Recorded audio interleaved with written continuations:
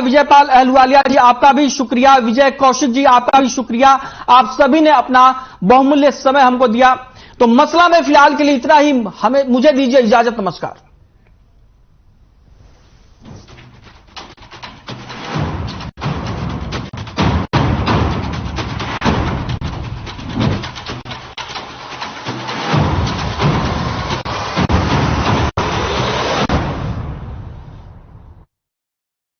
मेरे जैसा कोई दूसरा चुलबुलापन जिसकी हर बात में भूल जाए, जिंदगी में रंग भर दे। मेरी जैसी मेरी अपनी पताका चाय, गजब का स्वाद। देखें कौन नया खिलाड़ी आया, समझा देते हैं, प्यार से समझाएंगे। ये तो अपनी जुबान है। जुबान एक हो तो दिल भी एक होने चाहिए। विमल, बोलो जुबान Kesari. Through constant innovation, the group provides its clients with value-added, environment-friendly products. We are committed to provide quality products and services at optimum cost with the continuous improvement in the quality management system. Producing high-value paper, making us India's largest producer of branded papers, fine papers and packaging broad segments. Focused on customers in all our operations. Hence, extensive investments are made towards people and people practices. KRPL world's leading eco-friendly paper from agro residue. नए भारत का नया Uttar Pradesh, express प्रदेश, उत्तर प्रदेश, देश में विशाल expressway network वाला राज्य, 5 अंतर्राष्ट्रीय airport, next generation infrastructure, defence industrial corridor और पर्यटन में असीम अवसरों वाले सबसे बड़े बाजार। उत्तर प्रदेश में 10 से 12 फरवरी को आयोजित ग्लोबल इन्वेस्टर समिट 2023 में आपका स्वागत है। आइए TTT यानी ट्रेड, टेक्नोलॉजी और टूरिज्म में अपार संभावनाओं वाले नए भारत के ग्रोथ इंजन उत्तर प्रदेश में निवेश करें।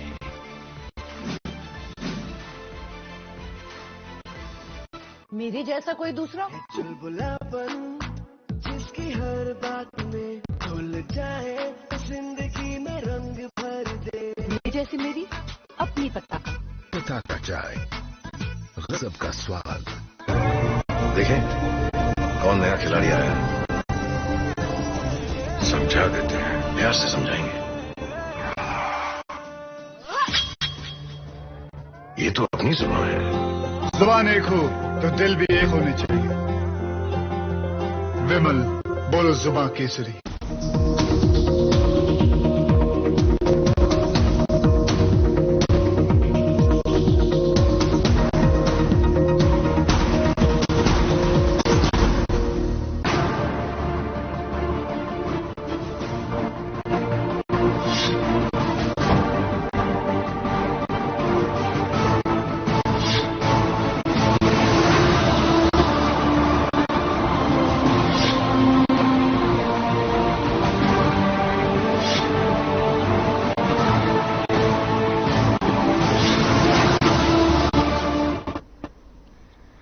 नमस्कार, स्वागत है आप सभी का हमारे खास प्रोग्राम क्रिमिनल में। मैं हूं आपके साथ शालिनी पटनायक। जब इंसान के अंदर इंसानियत खत्म हो जाती है, जब पुलिस का खौफ निकल जाता है, जब संसार से मोह नहीं रह जाता, तो वो बन जाता है क्रिमिनल और जुर्म की दुनिया में अपराध के काले पन्नों पर अपना नया आधार कार्ड बनवा लेता है, जिसका पता कई अपराध से गुजरते हुए आखिर में जेल होता है।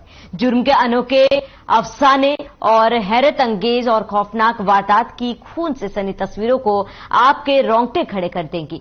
लेकिन हमारा मकसद सनसनी फैलाना नहीं, बल्कि आपको सावधान करना है। कहीं कातिल आपके आसपास तो नहीं।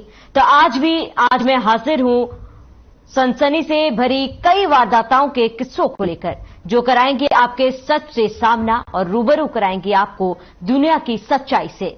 हम आपको दिखाएंगे जुर्म से जुड़ी हर खबर, क्योंकि आपके हर तरफ घूम रहे हैं क्रिमिनल। तो हो जाइए तैयार और खोल लीजिए आंख और कान।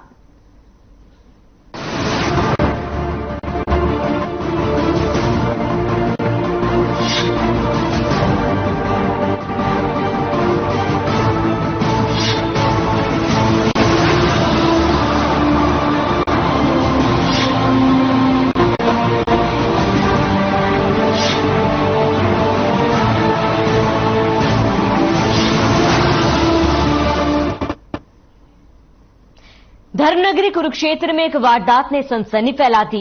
गैंगवार कहे या फिर पुरानी रंजिश, लेकिन जो हुआ उसे सुनकर रोंगटे खड़े हो जाएंगी।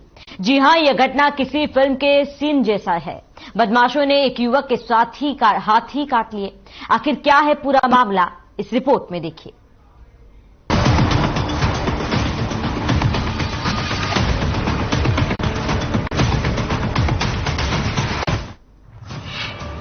धर्म नगरी में एक बार फिर हुआ अधर्म। कुरुक्षेत्र में हुआ हाथ काटने का जुर्म। पेश है शोले फिल्म की एक नई कहानी।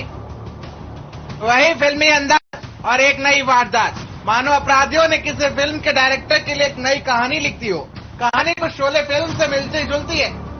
पुरानी रंजिश एक युवक के लिए इतनी भारी पड़ गई कि उसे हाथ से हाथ धोना पड़ गया। लीजिए सुनिए दर्द की एक और नई कहानी। धर्मनगरी में एक युवक के हाथ काटकर अपने साथ ले जाने वाले 2 आरोपियों को पुलिस ने गिरफ्तार करने में कामयाबी हासिल की है। आरोपियों के तार कहां से जुड़े हैं, सुनकर आप भी सहम जाएंगे। आरोपी लॉरेंस बिश्नोई गैंग के गुर्गे बताए जा रहे हैं। पुलिस के अनुसार इस मामले में 8 लोग शामिल हैं। कुछ लोग फिलहाल जेल में बंद हैं। पुलिस का दावा है कि अन्य आरोपियों को भी जल्द गिरफ्तार कर लिया जाएगा। ज्यादा जानकारी के लिए फ्लैशबैक में जाना होगा। जानते हैं कि 9 जनवरी को एक बहुत ही ग्रुसम इंसिडेंट जो है कुरुक्षेत्र हवेली जो जीटी रोड पर स्थित है, वहां एक बड़ा ग्रुसम इंसिडेंट 9 तारीख को हुआ था, जिस घटना में जुगनू नाम का व्यक्ति है जो राणा गांव का रहने वाला है, उसके दोनों हाथ काट दिए गए थे। न केवल हाथ काटे, हाथ काट के उनको ये जो एक्यूज आए थे अपने साथ उनके हाथ भी दे गए थे। तो इस घटना की गंभीरता को देखते हुए इसमें एसआईटी का गठन किया गया था और CIA 1 को इसकी तफ्तीश जो है दी गई थी। तो तब से लगातार जो है इसमें काफी टीम्स बना के अलग अलग जगह इसमें रेड्स की गई और आज जो है इसमें जितने एक्यूज थे 2 व्यक्तियों को इसमें अरेस्ट किया गया है। बीते सोमवार को जीटी रोड पर कुरुक्षेत्र हवेली के पास एक दिल दहला देने वाली वारदात सामने आई थी। 2 गाड़ियों में सवार होकर आए कुछ बदमाशों ने करनाल जिले के राड़ा गांव निवासी जुगनू राणा के दोनों हाथ काट दिए। यही नहीं, आरोपी पीड़ित के हाथ काटकर अपने साथ ले गए। पुलिस ने इस घटना को गैंगवार बताया था। दरअसल जिस युवक के हाथ काटे गए उसका भी आपराधिक रिकॉर्ड होने की बात सामने आई थी। पीड़ित जुगनू और गैंगस्टर के बीच पहले ही रंजिश होने की बात सामने आई थी। इस मामले में कार्रवाई करते हुए पुलिस ने 4 दिन बाद 2 आरोपियों को गिरफ्तार कर लिया है। बताया जा रहा है कि सभी आरोपी लॉरेंस बिश्नोई गैंग के गुर्गे हैं। और जैसा कि उस दिन मीटिंग भी हुई थी, जिस गाड़ी में आए थे रेस गाड़ी, वो भी इनसे बरामद की गई और बाकी जो इसके अंदर इन्वॉल्व हैं ऑलमोस्ट सभी के नाम आ गए हैं और उन पे भी रेगुलर रेड की जा रही है और बहुत जल्द बाकी अभियुक्तों को भी इस केस के अरेस्ट किया जाएगा। पुलिस ने इनके पास से बाजार में काम में लिए गए 2 कटर और कार भी जब्त की है।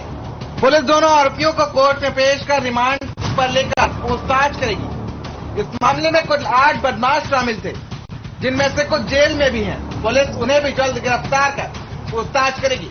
Bureau report, Kurukshetra.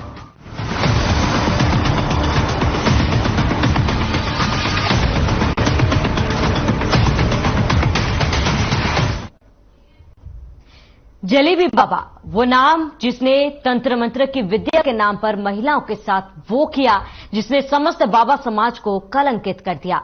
धर्म के नाम पर अधर्म की वो कहानी फतेहाबाद की है। आखिर कैसे एक जलेबी बेचने वाला बन बैठा जलेबी बाबा, इस रिपोर्ट को देखिए।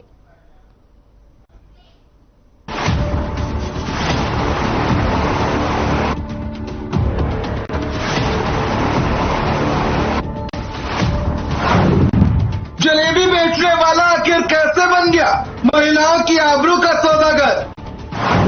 तंत्र मंच के जाल में फंसाकर लूटा था महिलाओं की इज्जत। आखिर अमरवीर कैसे बन गया बिल्लू राम और जलेबी बाबा? धन की दुकान के नाम पर कैसे चलाता था अय्याशी का धंधा? जलेबी बाबा नाम जितना मीठा काम उतने ही कड़वे, या यूं कहें कि एक बार फिर से समस्त साधु समाज को कलंकित करने वाला नाम। जी हाँ, आज हम आपको मिलाएंगे जलेबी बाबा से, जो धर्म की दुकान की आड़ में अपने अय्याशी के अड्डे का मालिक बन बैठा था। वही जलेबी बाबा जिसको आदत सी लग चुकी थी हर रात नई सेब सजाने की और अपनी अय्याशी के लिए नए शिकार की तलाश में वो अपने धर्म के अड्डे से निकल पड़ता था। जलेबी बाबा और अमरपुरी ने नशीली चाय पिलाकर 120 से ज्यादा महिलाओं के साथ रेप किया था। इतना ही नहीं, उसने इन सभी महिलाओं के साथ दुष्कर्म का वीडियो भी बनाया था, जिसके दम पर जलेबी बाबा महिलाओं को ब्लैकमेल करता था। जी सर, क्योंकि जजमेंट है वो जजेस की अलग अपनी ओपिनियन है। केस तो ऐसा था, केस प्राइम ऑफिसर क्या था कि ओनली केस था on basis of the CD, और सीडी की क्या है, कोई भी 65B का सर्टिफिकेट है, इंडियन एविडेंस एक्ट का होता है, वो सर्टिफिकेट इसके अंदर नहीं था। कोई भी प्रोसिक्यूशन ने किसी ने भी 6 विक्टिम में टोटल कोई भी डायरेक्ट कोई भी application regarding the rape against the accused नहीं थी। ओनली केसेस है ये था उसका सीडी के ऊपर। उसके बाद भी जो है इसके अंदर, क्योंकि 6 आ गई, 6 के अंदर है तो 3 है जो होगी विक्टिम है, एक रेखा है वो हॉस्टाइल होगी।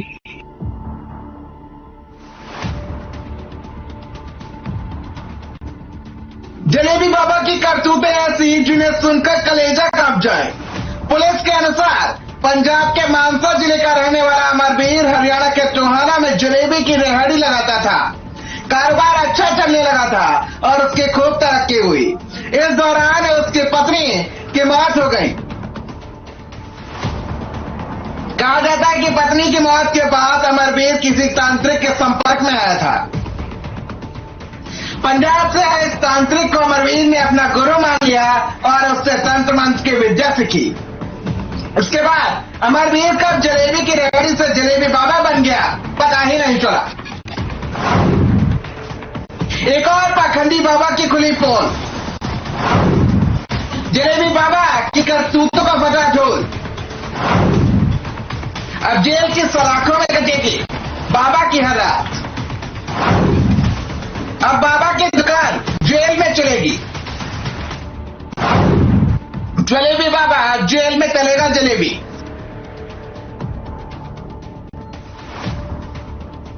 टोहाना वापस आने के बाद अमरवीर का नाम अमरपुरी हो चुका था और उसने वार्ड नंबर 19 में एक मकान में बाबा बालकनाथ का मंदिर बनाया।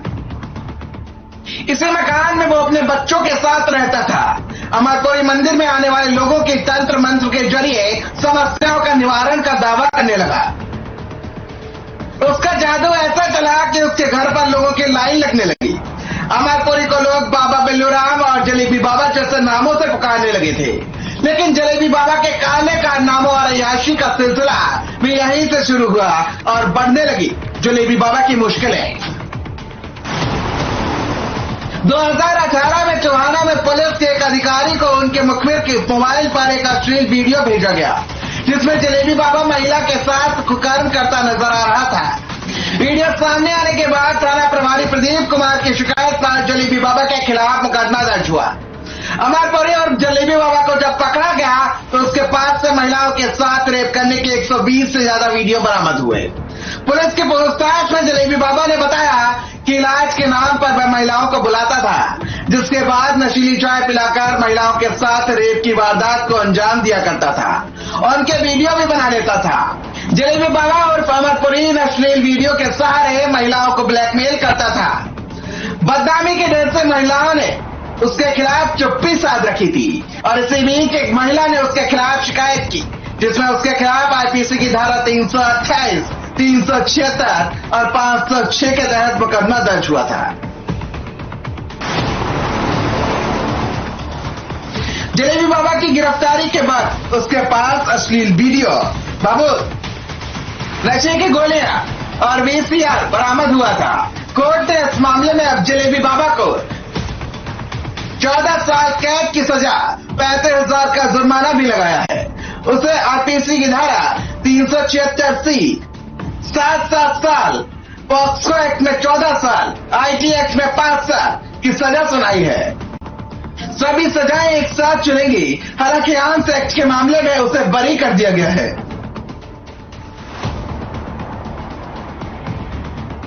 मामले में 6 पीड़िताओं ने कोर्ट में बतौर विक्टिम पेश होकर बाबा की करतूतों का पर्दाफाश किया है।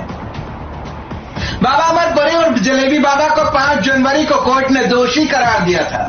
6 जनवरी को सजा पर बहस के बाद 9 जनवरी को सजा के ऐलान के लिए तारीख तय कर दी गई थी। 9 जनवरी को भी सजा पर बहस हुई थी, लेकिन 10 जनवरी को कोर्ट ने फैसला सुना दिया और इस दौरान कोर्ट में बाबा जमकर रोया। जज के सामने रहने की अपील करता रहा, लेकिन वो कहते हैं ना एक दिन ऊपर वाला इंसाफ जरूर करता है। और शायद अमरपुरी और जलेबी बाबा को उसके गुनाहों की सजा मिलनी शुरू हो चुकी थी। अब जलेबी बाबा को दुकान जेल में ही चलानी पड़ेगी और अपने गुनाहों का हिसाब देना पड़ेगा। फतेहाबाद से रमेश ढाका की खास रिपोर्ट।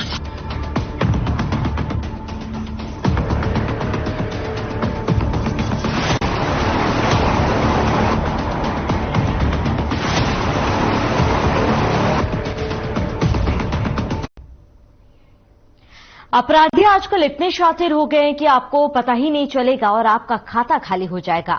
आंखों से काजल चुराना तो आपने सुना ही होगा, लेकिन अब आंखों के काजल के साथ साथ आपकी उंगलियों के निशान भी चोरी हो सकते हैं।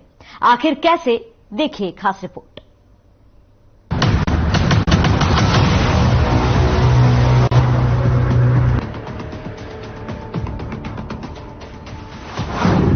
साहब, हम लूट गए, बर्बाद हो गए।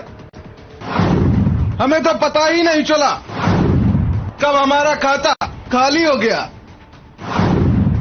ऑनलाइन फ्रॉड की एक नई कहानी, 10 दिन में खाता कर दिया खाली। देखिए, सुनिए, समझिए और हो जाइए सावधान। आंखों के नीचे से काजल चुराने के साथ साथ पता नहीं कब आपकी उंगलियों के निशान चोरी हो जाएं। पता ही नहीं चलेगा। सोचिए मत, हैरानी में भी मत पड़िए, क्योंकि जिस वारदात से आपको रूबरू कराने जा रहे हैं वो आपको सोच में डाल देगी और उंगलियों के निशान के साथ साथ आपका खाता भी खाली हो सकता है। जी हाँ, भिवानी में कुछ ऐसा ही हुआ और एक महिला के होश उड़ गए। ना ओटीपी की जरूरत, ना ही खाता धारक की, बस जरूरत है तो शातिर दिमाग की। जी हाँ, इसे कहते हैं एपीएस फ्रॉड।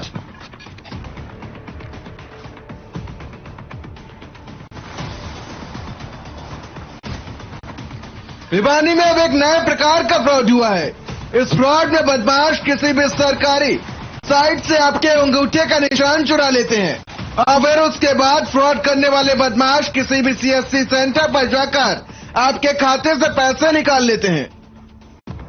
ऐसा ही एक फ्रॉड भिवानी में नेशनल रूरल हेल्थ मिशन में कार्यरत सेक्टर 13 निवासी मीनाक्षी शर्मा के साथ हुआ है। भिवानी पुलिस के सामने अब एक नए प्रकार के फ्रॉड का मामला आया है। ये फ्रॉड किसी भी सरकारी कागजात पर लगे हुए अंगूठे से भी हो सकते हैं। अगर आपको अंगूठा लगाना भी है तो आप अंगूठा लगाकर अपने आधार कार्ड को एम आधार की साइट पर जाकर लॉक कर दें। है और मैं हरियाणा राज्य ग्रामीण आजीविका मिशन में कोऑर्डिनेटर के पद पे कार्यरत हूँ और ये 6 तारीख की बात है। 6 तारीख को सुबह तकरीबन 10:30 बजे मेरे फोन पे मैसेज आया था कि मेरे अकाउंट से 10,000 रुपए डेबिट हो गए हैं। तो फिर मैंने बैंक ब्रांच में आके पता किया तो वहां से पता चला कि मेरे अकाउंट से डेली 10,000 रुपए रोज मतलब डेली बेसिस पे निकाले जा रहे हैं। तो वो सारा अमाउंट कैलकुलेट किया तो 1,10,000 रुपए मतलब हो चुका था। ग्रामीण मिशन में कार्यरत मीनाक्षी शर्मा ने बताया कि एक दिन उसके पास बैंक द्वारा भेजा गया एसएमएस आया। उस एसएमएस को देखा तो उसके खाते से 10,000 रुपए निकाले गए थे। जब उन्होंने खाते की स्टेटमेंट निकलवाई तो देखा कि प्रतिदिन उसके खाते से 10,000 रुपए निकल रहे थे। कुल उसके खाते से 1,10,000 रुपए निकल गए थे। उन्होंने बैंक से संपर्क किया और तुरंत अपने खाते को लॉक करवाया। बैंक से मेरे पास कोई भी मैसेज मुझे प्राप्त नहीं हुआ। बैंक से मेरे पास पहला मैसेज 6 तारीख को ही आया था और मतलब बैंक से भी ये होना चाहिए कि अगर मान लो मैसेज आपको रेगुलर प्राप्त हो रहे हैं तो मतलब आप जाके बैंक में पता कर सकते हो, लेकिन मेरे पास कोई मैसेज नहीं आया। वो चीज मुझे गलत लगी कि नहीं तो शायद मैं पहले पता कर लेती। और 1,10,000। मीनाक्षी शर्मा ने बताया कि उन्होंने किसी लिंक पर क्लिक भी नहीं किया था, न ही उन्होंने किसी को ओटीपी दिया था, सिर्फ जमीन के कागजात पर अंगूठा लगाया था। उन्होंने शक जाहिर किया कि शायद उसी वजह से ऐसा हुआ है। उन्होंने मामले की जानकारी बैंक को और थाना साइबर को दी। पुलिस मामले पर कार्रवाई कर रही है। इस मामले में हमें यही शिकायत प्राप्त हुई है कि मेरे पैसे इस लड़की ने, मीनाक्षी नाम की लड़की ने हमें शिकायत दी है कि उसके पैसे किसी नाम पता मालूम द्वारा निकाल लिए गए हैं, जबकि उसने ना कोई ओटीपी शेयर किया, ना कोई उसके पास कोई कॉल आई है। इसकी हमने जांच की तो ये मामला एईपीएस फ्रॉड से संबंधित पाया गया, जिसमें इसका फिंगरप्रिंट का मिसयूज करके और बैंक के द्वारा इसके पैसे निकाले गए हैं। इसके संबंध में हमने बैंक को लेटर लिख दिया था शिकायत प्राप्त होती, और बैंक से ही जैसे रिकॉर्ड हमारा प्राप्त हो जाएगा, हम आगे की कार्रवाई नियमानुसार की जाएगी। तो क्या लगता है लोग कुछ साइबर क्रिमिनल्स हैं जो सरकार के कुछ ऑनलाइन रिकॉर्ड का, जमाबंदी का रिकॉर्ड का मिसयूज करते हैं, और जमाबंदी रिकॉर्ड में हमारे फिंगरप्रिंट सेव होते हैं, जो फिंगरप्रिंट से क्लोन करके और उसे साइबर अपराध करते हैं। वहीं साइबर थाना प्रभारी विकास ने बताया कि एक नए प्रकार का फ्रॉड हुआ है। सभी को अपने आधार कार्ड के निशान को लॉक करवाना चाहिए। उन्होंने बताया कि मीनाक्षी की शिकायत पर कार्रवाई की जा रही है। उनका यह फ्रॉड एपीएस से हुआ है कि लोग निशान को क्लोन कर उससे पैसे निकाल लेते हैं। मेरी आम जन से अपील है कि अभी इस तरह के मामलों को देखते हुए, एईपीएस फ्रॉड के मामलों को देखते हुए, सभी लोग अपने अपने आधार कार्ड के बायोमेट्रिक्स को लॉक करें। इसके लॉक करने का तरीका हमने पहले ही प्रेस में जारी कर दिया है, और इसमें लॉक करने के लिए आपको आधार कार्ड की साइट पर जाकर अपने आधार कार्ड को लॉगिन करना है, और उसमें लॉक अनलॉक फिंगरप्रिंट के ऑप्शन पे जाके उसको आप लॉक कर सकते हैं, और उसको जब आपको आधार कार्ड कहीं पे लगाना है तो आप उसको वहीं से अनलॉक कर सकते हैं। देखा जाए तो कहीं ना कहीं पुलिस भी साइबर अपराधियों के आगे बेबस नजर आ रही है। लगातार हो रही घटनाएं कहीं ना कहीं साइबर सेल के काम पर सवालिया निशान खड़ा कर रही हैं। अब देखना होगा कि आखिर क्या कुछ कार्रवाई पुलिस और साइबर सेल इसमें करती है। भिवानी से दीपक मुट्रेजा की खास रिपोर्ट।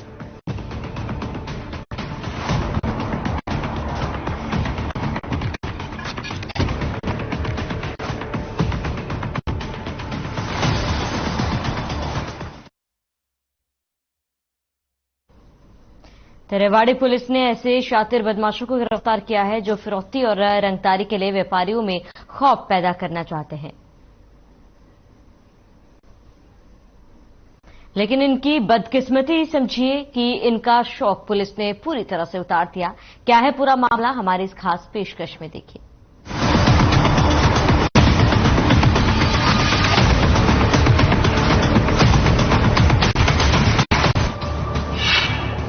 फिरौती के लिए व्यापारी को पीटा, लाठी डंडों से ताबड़तोड़ हमला, खौफ पैदा कर पैसे वसूलने की कोशिश, अब कानून की गिरफ्त में गला। पुलिस की गिरफ्त में खड़े इन लोगों को देखिए, इनको फिरौती और रंगदारी वसूलने का शौक चढ़ा था, जिसके लिए वो लोगों में, व्यापारियों में खौफ पैदा करना चाहते थे। इन किसी शौक या यूं कहें सगल का शिकार एक फल व्यापारी बन गया, और ये लोग उस पर जानवरों की तरह टूट पड़े। सीसीटीवी में कैद इन तस्वीरों को देखिए, किस तरह का वहसीपन ये लोग एक व्यापारी और उसके यहाँ काम करने वाले लोगों के साथ दिखा रहे हैं। रेवाड़ी के मोहल्ला गुड़िया सराय निवासी पपीता व्यापारी दीपक की बिटवाना मंडी में पपीते की दुकान है, जिससे इन बदमाशों ने फिरौती मांगी थी, लेकिन दीपक ने इसका विरोध किया। इसी को लेकर लाठी डंडों से लैस बदमाशों ने दीपक और वहां काम करने वाले कर्मचारियों को बुरी तरीके से पीटा। तस्वीरों को देखकर आप भी अंदाजा लगा सकते हैं कि व्यापारी पर हमले के वक्त ये बदमाश सिर्फ और सिर्फ उसे पीटने पर ध्यान दे रहे थे। इन्हें इस बात से कोई फर्क नहीं पड़ रहा था कि इनके हमले में व्यापारी और उसके यहाँ काम करने वाले लोगों को कितनी चोटें आ रही हैं, कहाँ चोटें आ रही हैं और किस तरीके से चोटें आ रही हैं। मंडी में एक वारदात हुई थी सुबह सुबह। यहाँ पर जो दीपक नाम का व्यापारी है जो पपीते का व्यापार करता था, उसके यहाँ गोदाम पे घुस के कुछ गुंडों ने हमला किया था उस पर, और जो उनका हमले का उद्देश्य था भय पैदा करना था या इस कारोबार में हिस्सेदारी डालना था या मंथली भी उनका मांगना एक उद्देश्य था इसमें। तो इस संदर्भ में हमारे जो एसपी रेवाड़ी हैं उनके दिशा निर्देश में हमने टीमें गठित की थी दोषियों को पकड़ने के लिए, और 24 घंटे के दौरान हमने 3 दोषियों को पकड़ लिया, जिनमें से एक का नाम दिनेश है, एक का नाम सुमित है, एक का नाम अजय है। इसमें एक तो यहाँ का बार गुजर का रहने वाला जो दिनेश है, और जो अन्य 2 व्यक्ति वो असोजा गांव के रहने वाले हैं जो बहादुरगढ़ के पास है। वारदात की जानकारी मिलते ही डायल 112 मौके पर पहुंची, लेकिन तब तक बदमाश वहां से फरार हो चुके थे। पुलिस ने घायल अवस्था में व्यापारी दीपक को रेवाड़ी के निजी अस्पताल में भर्ती कराया, जिसके बाद मॉडल टाउन थाना पुलिस ने मामले में शिकायत दर्ज की और सीसीटीवी फुटेज के आधार पर बदमाशों का पहचान करने में जुट गई। बदमाशों की गिरफ्तारी के लिए टीम का गठन किया गया और आखिरकार पुलिस इन बदमाशों तक पहुंच गई। पुलिस ने गिरफ्त में आए बदमाशों का जब रिकॉर्ड खंगाला तो पता चला कि इन पर पहले से भी आपराधिक मामले दर्ज हैं। तो इनकी जो संलिप्तता हमें इसमें मिली है, इसमें हमें वीडियो फुटेज भी मिली थी, और जो इनके अन्य जो साथी हैं, जो दोषी हैं, वो अभी भागे हुए हैं। उनके पकड़ने के लिए अभी प्रयास जारी, हमारी टीमें लगी हुई हैं। जो दोषी हमने पकड़े हैं आज, इनका हम कोर्ट से रिमांड लेंगे और रिमांड के दौरान इसमें जिसकी भी संलिप्तता आएगी उनको बहुत जल्द गिरफ्तार किया जाएगा। वारदात के 24 घंटों के अंदर ही पुलिस ने बदमाशों को काबू करने में कामयाबी हासिल कर ली, लेकिन जिस तरीके से इन्होंने वारदात को अंजाम दिया उससे साफ तौर पर दिखा कि इन्हें ना तो पुलिस का कोई खौफ है, ना ही कानून की कोई कद्र। अपराध की दुनिया में कदम रखने के बाद ये इस कदर अंधे हो चुके हैं कि किसी को भी मारना पीटना इनके लिए कोई बड़ी बात नहीं है। तभी तो व्यापारी पर ये इस कदर टूट पड़े जैसे कोई इंसान ना हो। फिलहाल पुलिस ने बदमाशों को गिरफ्तार तो कर लिया है, लेकिन अब देखने वाली बात यह होगी कि पुलिस इनके और साथियों तक कब तक पहुंच पाती है और पीड़ित व्यापारी को कब तक न्याय मिल पाता है। रेवाड़ी से चैन सिंह की रिपोर्ट।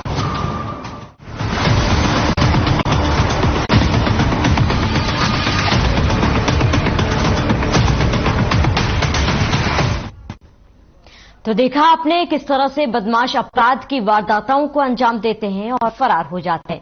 लेकिन कहते हैं ना कि अपराध की उम्र ज्यादा लंबी नहीं होती और कानून के हाथ इतने लंबे होते हैं जो बदमाशों की गिरेबान तक पहुंच जाती है। फिलहाल अपराध की इन सच्ची तस्वीरों में मेरे साथ इतना ही। मुझे दीजिए इजाजत। नमस्कार।